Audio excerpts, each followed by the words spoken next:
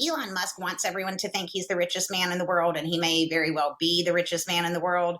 But my dad pointed out to me that a lot of these princes in Saudi Arabia, nobody really knows how much money they have. Mm-hmm. So giving him the moniker of richest person in the world, we may be giving him credit where credit is not due.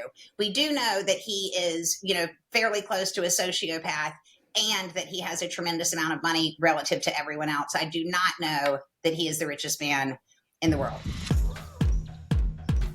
Welcome back, everybody, to the latest episode of Trailblaze. It is the podcast about the America we're becoming, but more so about the America we can be. I'm your host, Nayyera. Hey, I'm Jamal Simmons. Welcome to podcast, Trailblaze podcast. I guess that's the name of our show, right? Is that what we call this thing? The Trailblaze podcast? Okay. Yeah. Very good. Well, it's good to see you, Nayyera. It's been a few days. It has. A lot's happened. I feel like we're going to say that a lot. There was a period of time, 4 years in the Biden administration in which I wasn't constantly given headlines about some federal crisis or another. And there's two, I think, that we should try to tackle today. One is the billionaire takeover of our government, a bunch of unelected people who've just decided that they could access all of our taxpayer information and stop or start the use of taxpayer dollars. I'm like, that's so many other people's constitutional job, but not unelected billionaires. And the second one, of course, is also the follow-on to our previous episode, which you should all check out, about immigration and how tariffs, right? The idea of our allies, people to the north and the south, are going to be hit by tariffs because Trump wants them to solve this problem of immigration. And I thought he got elected on the idea of making grocery prices cheaper. And let's be very clear that tariffs on other countries means that goods that come into our country are now going to be more expensive. We're, as consumers, going to pay the price for Trump's way of solving problems. So which one do you want to tackle first, Jamal? Well, why don't we get into immigration first, talk about that, and then we're going to have a guest join us, and we'll talk to Erica Payne from Patriotic Millionaires. We'll have her on in a few minutes. But right now, I think it's important for us to look at what's happening. I just saw perhaps the first flight has just left to go to Guantanamo Bay with migrants on it, which is another disturbing development in the saga of how we handle people who are here in the country without documentation or status. The Guantanamo Bay, of course, the infamous prison setting on part of the island of Cuba that around the world has become known for, and the symbol of U.S. war crimes, the U.S. breaking of international law, and terrorism, which it is technically just a military facility. I'm also not used to seeing families who have not committed major crimes being put in facilities designed for terrorism or military facilities at all. But this is the result of deciding to put nonviolent criminals in handcuffs and deport them, but you don't have any place to put them until you get them on a flight. That's the reality. The resource, right? The supply chain piece of this was not thought through. Yeah, I mean, there's big questions on the table. One is, where should we just be rounding people up and taking them away because they don't have documentation or papers, even though they're not necessarily breaking any real laws and crimes? Number two, should they be in military facilities? Should they be in Guantanamo Bay, a place, like you said, that it was used to house terrorists? And then number three is this question that's just this question that's just come up, which is, should we also allow people to be able to apply for asylum? So apparently now there's some question about whether or not there'll be any ability for people to apply for asylum when they arrive at the border, or even a legal point of entry, they may not be able to apply for asylum. So it just feels like Fortress America is shutting the doors to people, particularly from the Southern Hemisphere and from Africa and Asia, who want to come to this country. I don't know. I mean, maybe that's what all Americans want. It does not seem particularly in the tradition of where we've been for the last few decades. I do think that we have many Americans who are upset about this. And so that there is a community and there is organizing about this. Even the Catholic Church has decided to take it up with J.D. Vance, who is a Catholic, like, what about that whole, thing about being Catholic where you're supposed to take care of the least of us. You're supposed to help those in need. And all of that aside, I think we've heard this said before, the cruelty is the point. I had heard when the initial family separation policy was implemented in Trump 1, people saying, well, people shouldn't have broken the law. This is Right. no longer about whether or not people are breaking the law. It is fundamentally about how you believe people should be treated. And we are right now in the clutches of an administration that is digging into the worst of us and saying that people should be treated as badly as we can treat them to make the point, right? Many people who have been picked up by ICE, not accused of violent crimes at all. They just happen to be undocumented. And then to put them in a place associated with terrorists, that is the point. That is the message and vision they want projected around the world. Right. And they would say, so they're trying to keep people from coming to the United States, and if they treat them badly, if you believe you're going to be treated badly when you get here, then you won't want to come to the United States. But there's something underneath all of this, right? The thing that's underneath all of this is this idea of America for who, right? Like, so this idea that maybe America today, the America of the future that they want to build, is really an America that's just for white people, so let's just say what it is, right? That when you get rid of you start shutting down Black History Month celebrations, you start taking away diversity and inclusion initiatives to source more people and get the best talent, stop funding programs that help develop talent from different communities, and then you start sending people back to countries where they haven't lived maybe in decades, start sending them back because those countries are in South America and Africa and in Haiti and other places. It just seems like, it doesn't seem like we are creating an America where the standard is whiteness. Everyone else is an other, even though America has always been a polyglot place. It has always had people from all kinds of backgrounds here at the same time. And America wouldn't be what it is if we did not have so many diverse people here. And this is how it connects to the argument over trans identity, which I don't care what's between somebody's legs. I don't even care what pronouns are. I'm like, are you a decent person? What are you doing with your life? Great. That's it. That's all I need to know about a person. The connection is, if you do not conform or fit a certain profile of what we want visible in society, then we want you to be shamed and we want you to be hiding in the background. So the challenge becomes, with immigration in particular, is they want people to be shamed in the background. They want to disappear them. They only want white people. Like, okay, what are you going to do about the fact that farm workers are not showing up in California because they're scared? They have been welcomed by employers, and now they're not showing up to do the work. So there is a demand issue here in very economic terms for processing meat, for picking our fruits and vegetables, that we are not going to be able to meet by the new white gentry of America. What's going to happen? Where is the food going to come from? And I will tell you my theory of what I think these billionaires and tech czars believe. No, they don't have a magic pill yet that'll give us all of our nutrients. So they're like, oh yeah, I'm working on a thing that we're no longer need food. That's not it. They tell you there will be pain. It will not be felt by them. They will not feel the pain. And they are very much against the idea of a democracy and public service, things that work for everybody. These are listen, they're Nepo babies of apartheid. They have an idea of who should get things and who should do things, but they also believe that it's perfectly okay for a certain segment of society to suffer. What many voters don't realize is they are also included in that segment of society that is suffering.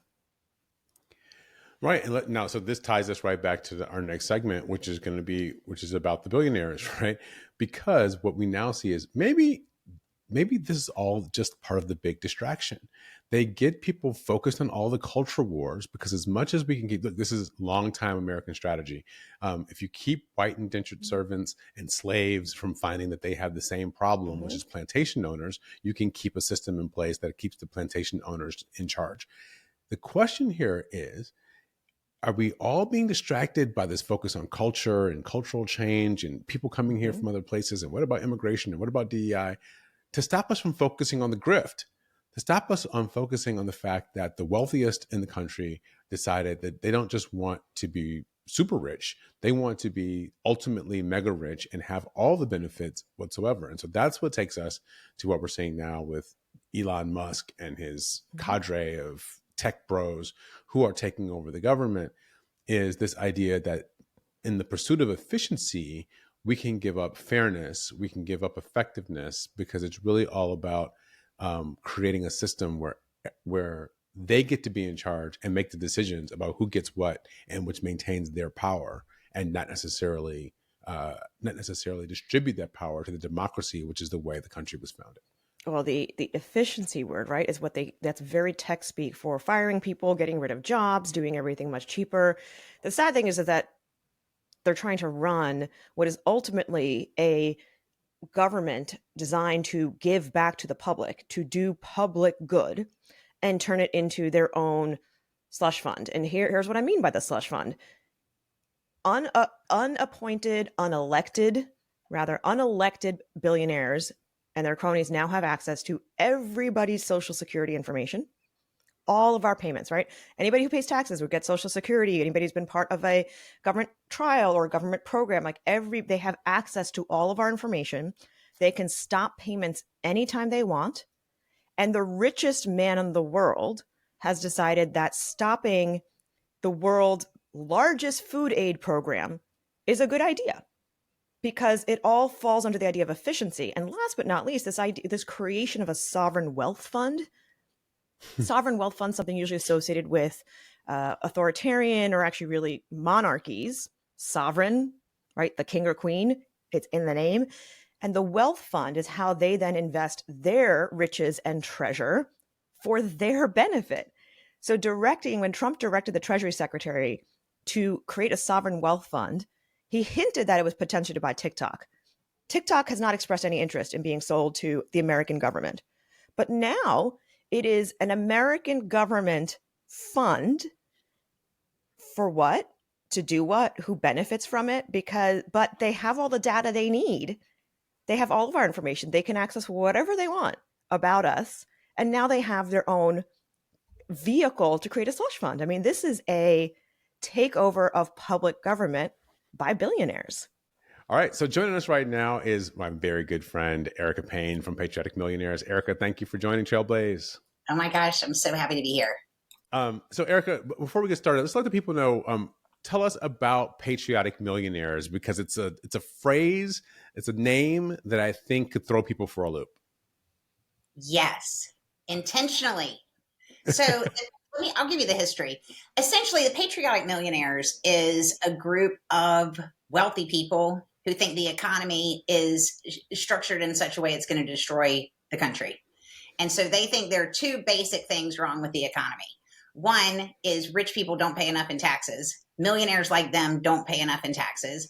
And second, working people don't make enough money. And that the result of those two factors alone have driven us into a state where we are more unequal today than human beings really basically have been in our lifetime. And we're getting even more unequal, even more quickly over time, because those basic essential structures of the economy are incorrectly structured. So the wage floor and the tax system. Our members have incomes of over $1 million a year or assets of over $5 million a year. So these are folks at the very top end of the echelon. They came together in 2010 for the very first time to protest a Democratic President Barack Obama, for his decision to extend a bunch of tax cuts to people like them with incomes over $1 million. And over the last several years, the group has grown to a few hundred members in the United States. We also have an international component, a UK chapter, and starting a month ago, we have a new chapter in Canada. So this is really, we've seen this wealth concentration, the threat to democracy brought about by the wealth concentration, and inequality is a global problem. We are in the middle of a global oligarchical coup. We saw that coup take its place, taking out the queen on the chessboard on January 20th, when three people worth $1 trillion collectively stood behind a billionaire president. And basically the oligarchy assumed its place in leadership. And so our members don't want that to happen. We want to run a capitalist democracy. We want to be a part of a capitalist democracy. And then one thing that I think is really important to emphasize, Jamal. These are not people who are doing this because they're all that nice.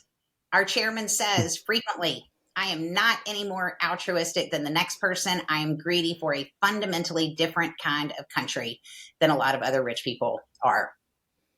I appreciate that, Erica. And working really hard to fix this thing. I appreciate this, Erica, because the image you paint, right, of the three billionaires and the wealthiest people in the world now standing behind the seat of American democracy. What is it then about American democracy that your organization specifically wants to protect? Because right now we literally have a billionaire who, well, actually the richest man in the world, who for some reason unknown to the public right now has access to all of our payments and all of our private security information. So what does democracy then look like for your set of millionaires? Well, one thing, and I just want to pick up on one thing you said, Elon Musk wants everyone to think he's the richest man in the world, and he may very well be the richest man in the world. But my dad pointed out to me that a lot of these princes in Saudi Arabia, nobody really knows how much money they have. Mm-hmm. So giving him the moniker of richest person in the world, we may be giving him credit where credit is not due. We do know that he is, fairly close to a sociopath, and that he has a tremendous amount of money relative to everyone else. I do not know that he is the richest man in the world. But so there's what always does this the Sultan of Brunei. The Sultan of Brunei and his, I don't even know how many wives at this point. He's always on that list too. Yes. Okay, so we should have a big fight about who's the richest person, and then we can sort it all out. But I think, let me see if I'm answering your question correctly. I mean, here's the thing. The two things that are wrong with the economy are wages and taxes. The reason those two things are wrong and why so many Americans are suffering, we've got right now, stunning fact, we've got about 40% of our people who make less than the median cost of living for a single adult with no children, and 75% of people who make less than the cost of living for an adult with a kid. And so I think our political leaders and kind of the general public are really not aware of how bad the suffering is and how much that suffering is from people who are working and doing everything they can. The structure underneath them does not allow their work and effort to turn into stability and reward for themselves and their families. And that's when you know that your democratic systems are misaligned. And so we work primarily on wages and taxes because millionaires do know a lot about money. But the third leg of the three-legged stool that is bringing this whole thing to falling into pieces is the money in the political system. And it has been the money in the political system for a long time. But I do want to emphasize to you all that while the money is overwhelming, politicians are making choices that are making that money against them more effective. And if they would make different choices about what they support, the people they're fighting for, and how they spend their time, I do not think we would be facing the existential threat to democracy that we currently face with these oligarchs. All right, Erica, I've worked with you for a long time. I've helped you out with some of your Patriotic Millionaire events. What are some of the things that you think the politicians should be, different kinds of choices the politicians should be making? Okay, so the first and foremost, I think if you are a Democrat today, let's leave the Republicans aside for a second. They've got their program. They want to execute it. I do want to give people, I guess maybe this could be a little bit of hope. A bad strategy executed well fails faster than a bad strategy executed poorly. I think that what this administration is in the process of doing is going to quickly reveal itself to be a complete disaster. And so into that moment, you have to then say, what's the alternative going to be? So let's just look at what's going to come next. Yeah. What should Democrats be supporting right now? There's a scene in a movie, Searching for Bobby Fischer. Remember that movie, the chess playing kid? There's a scene in the movie where Anthony Hopkins is his chess teacher. And all of a sudden, Anthony Hopkins wipes all of the chess pieces off of the chessboard. And he says, now look at it.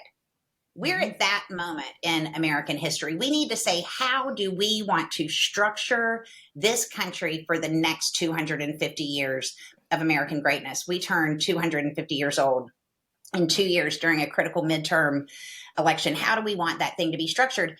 And this should not be a laundry list of ideas, no matter how wonderful those ideas are. We have to go to the very most basic elements of how to structure a country and start there. Democrats should get on board with the following 3 ideas. Number 1, we need an immediate cost of living tax cut that is equal to how much it costs a human being to support themselves. We right now, with the Trump tax code, we have a federal government that is daily taxing Americans into poverty. Americans who might be fine when they pay their tax bill, they are no longer fine. Okay? Cost of living tax cut immediately. The revenues that are lost should be replaced with a surtax on people who make more than $1 million a year, like my members do.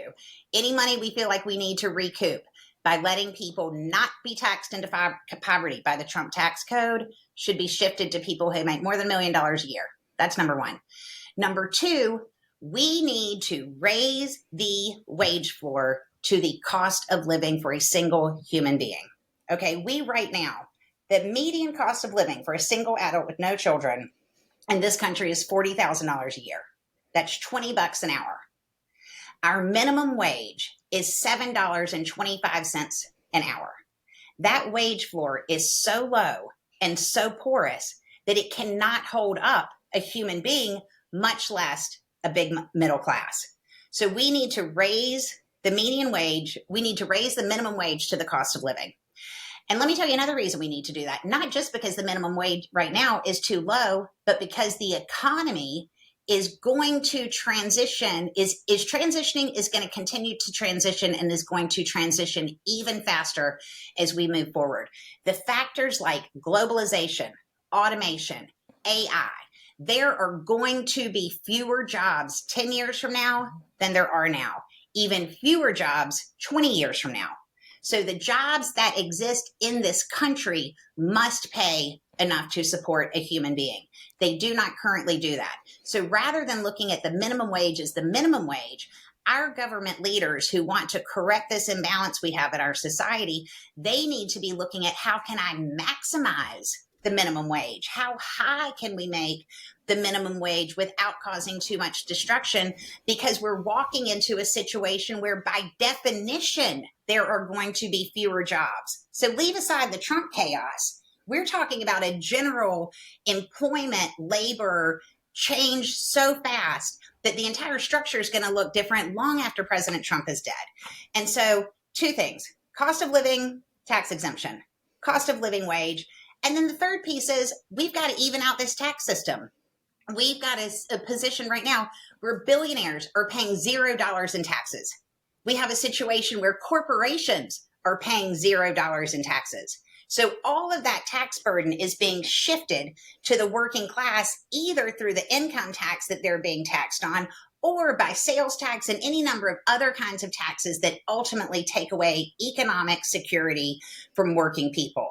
And the biggest beneficiary of this is the investor class. So the investor class currently pays half the tax rate of a working person.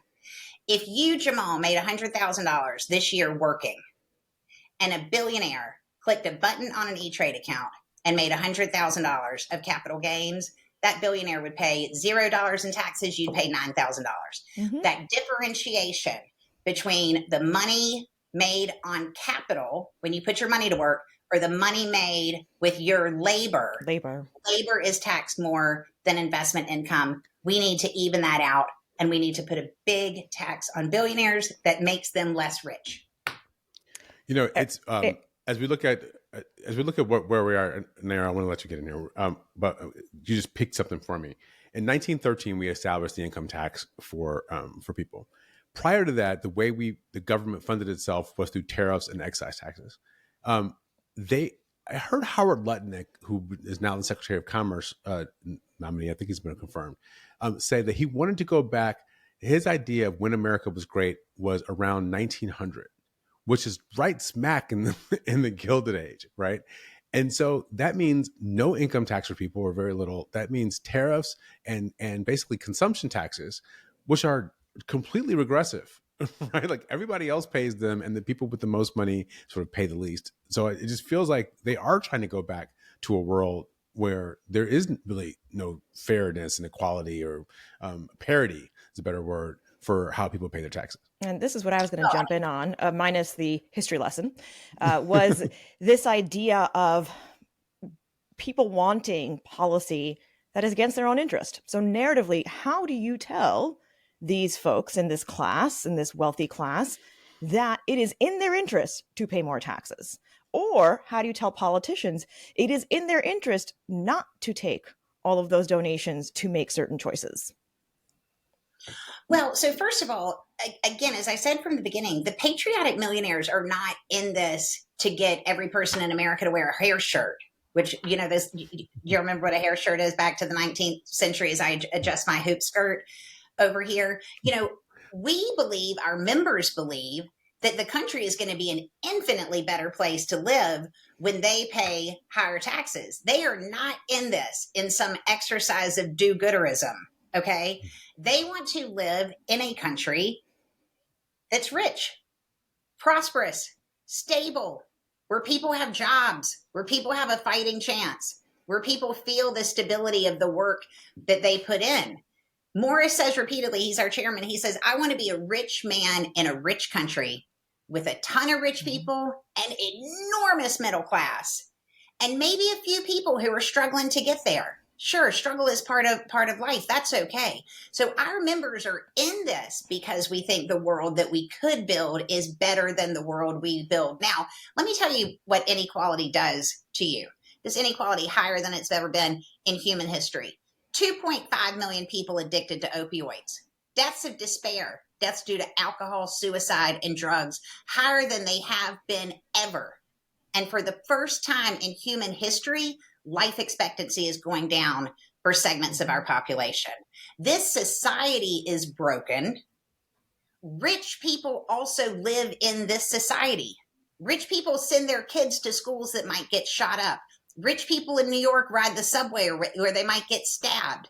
Okay. Rich people go to restaurants. I mean, they do everything that everybody else does. They have some more protections from it. But the wealthy people whose interests I represent are very committed to being wealthy people in a rich and prosperous and stable country. And they believe that much like you have to pay your health club fee, you have to pay, for your private club, they believe that they should have a lot of their money go to making the country that they want to live in the same way that if you paid a membership to the country club, if you saw that the country club, all the tables were falling down and the paint was chipping and everybody who worked at the country club was miserable, they'd say, why don't we increase our fees some and shape this place up? So that's what they want. Sounds inspiring to me. I'm happy to have them out there. We got a lot of work to do. Erica, thank you for joining us today. It's really been a pleasure to get a chance to talk to you again. Absolutely. So good to see you both. Thank you so much.